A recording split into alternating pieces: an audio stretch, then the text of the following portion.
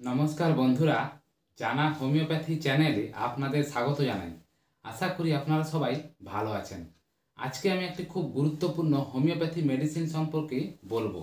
সেটি হলো প্ল্যাটিনাম, এবং এই মেডিসিনটি আপনারা কোন কোন রোগে ব্যবহার করবেন। তাই বন্ধুরা, আপনারা ভিডিওটি স্কিপ না করে সম্পূর্ণ দেখার চেষ্টা করুন, তাহলে পুরো বিষয়টি পরিষ্কার বুঝতে পারবেন। এবার শুরু করি। হোমিওপ্যাথিতে এটি একটি মূল্যবান ওষুধ। এই প্ল্যাটিনাম ওষুধটি মহিলাদের রোগেই ওষুধটি সবথেকে বেশি ব্যবহার করা হয়। জরায়ু, ডিম্বকোষ, মস্তিষ্ক, স্নায়ু প্রভৃতির উপর এর কার্যকলাপ সবথেকে বেশি। জরায়ু ফুলে ওঠে এবং শক্ত হয়, এগুলো হচ্ছে লক্ষণগুলো বলি। এবার জরায়ুর বহির্নিঃসরণ ঘটে, কোমরে এবং কুঁচকিতে ব্যথা হয়, যোনিদেশে ব্যথা বেদনা হয়, সহবাস অসহ্য হয়ে ওঠে, সহবাসকালে কখনো কখনো অজ্ঞান হয়ে পড়ে, কুমারী নারীর কামোন্মোদনা, কাতুড়ে স্ত্রীলোকের কামোন্মোদনা, ঠিক আছে, স্ত্রীলোকের যোনিদেশে সুড়সুড় করে ও সেজন্য কামোদ্রেক হয়।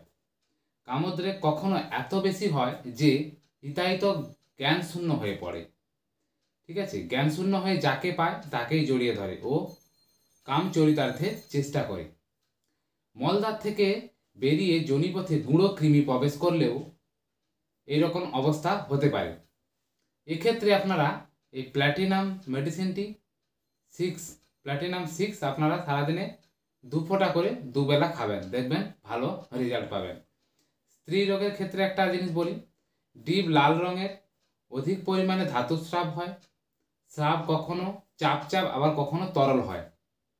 এক্ষেত্রে আপনারা প্ল্যাটিনাম 30 ডোজে সকালে ও রাত্রে 2 ফোঁটা করে দুবার খাবেন, দেখবেন ভালো রেজাল্ট পাবেন। নিয়মিত মাসিক স্রাব সম্পূর্ণ বন্ধ হয়ে গেলেও এই প্ল্যাটিনাম এর উপকারী।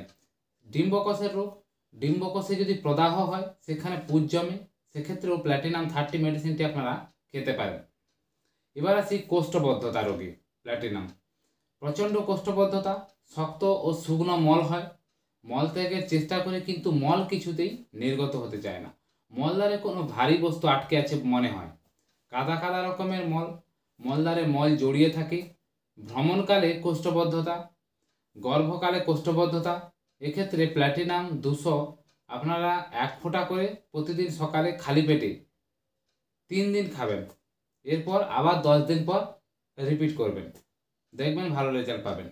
রোগের বৃদ্ধি হয় কখন না বিশ্রামকালে, রাত্রিতে, এবং দাঁড়ালে বা বসলে বেড়ে যায়।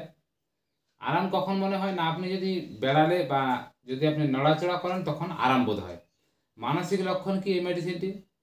এর মানসিক লক্ষণ হলো কি না, পেশেন্ট অহংকারী হয়, নিজেকে গণ্যমান্য ব্যক্তি মনে করে, নিজেকে বিশাল বড় মাপের মানুষ মনে করে, সকল প্রকার ক্ষমতায় তার সমকক্ষ আর কেউ নেই, এরকম তার মধ্যে ভাবনা। এরকম পেশেন্টের মধ্যে প্রচণ্ড মৃত্যু ভয় থাকে। তাহলে বন্ধুরা, বুঝতে পারলেন আপনারা এই প্ল্যাটিনাম মেডিসিনটি কোন কোন রোগে আপনারা ব্যবহার করবেন। তাহলে যদি ভিডিওটি আপনাদের ভালো লেগে থাকে, প্লিজ লাইক করে দেবেন, বন্ধুদের মধ্যে শেয়ার করে দেবেন, আর ভালো লাগলে অবশ্যই সাবস্ক্রাইব করে নেবেন। আরেকটা জিনিস বলি, এই মেডিসিনটি নেওয়ার আগে অবশ্যই আপনারা ডাক্তারবাবুর পরামর্শ মেনে তবেই মেডিসিনটি নেওয়ার চেষ্টা করবেন। নিজে থেকে ট্রিটমেন্ট করতে যাবেন না, এতে অনেক কিছু সমস্যা হতে পারে। তাহলে বন্ধুরা, যদি আপনাদের কিছু প্রশ্ন করার থাকে কমেন্টে আমাকে জানাতে পারেন, আমি আপনাদের উত্তর দেওয়ার চেষ্টা করব। ধন্যবাদ বন্ধুরা।